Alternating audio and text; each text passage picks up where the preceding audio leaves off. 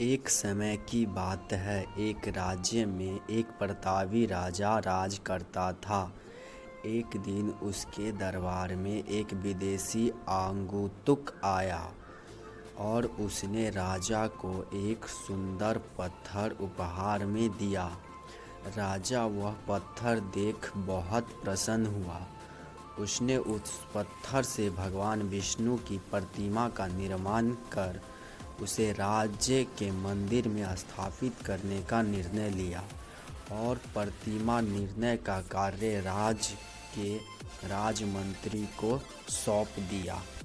महामंत्री गांव के सर्वश्रेष्ठ मूर्तिकार के पास गया और उसे वह पत्थर देते हुए बोला, महाराज, मंदिर में भगवान विष्णु की प्रतिमा स्थापित करना चाहता है।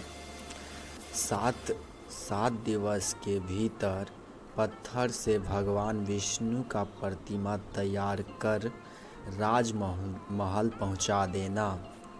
इसके लिए तुम्हें 500 स्वर्ण मुद्रा दी जाएगी।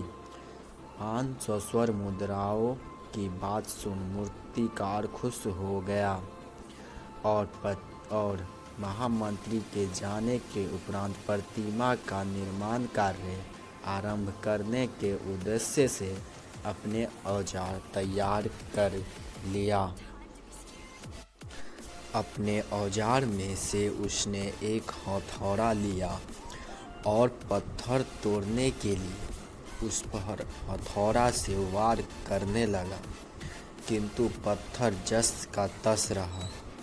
मूर्तिकार ने हथौड़ा के कई वार पत्थर पर किए, किंतु पत्थर नहीं टूटा।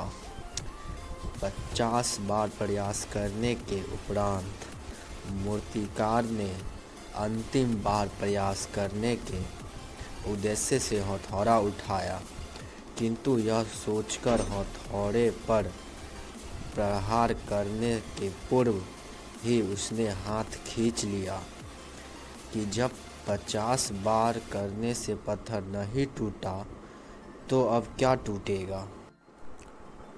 वह पत्थर लेकर वापस महामंत्री के पास गया और उसे यह कह कर वापस कर के आया कि इस पत्थर को तोड़ना नामुमकिन है, इसलिए इससे भगवान विष्णु की प्रतिमा नहीं बन सकती।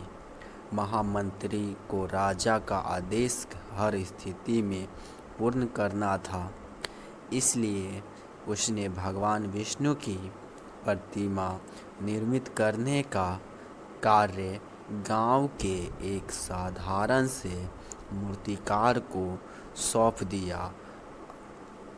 पत्थर लेकर मूर्ति ने महामंत्री के सामने ही उस पत्थर पर हथौड़ा से प्रहार किया और वह पत्थर एक ही बार में टूट गया। पत्थर टूटने के बाद मूर्तिकार प्रतिमा बनाने में जुट गया।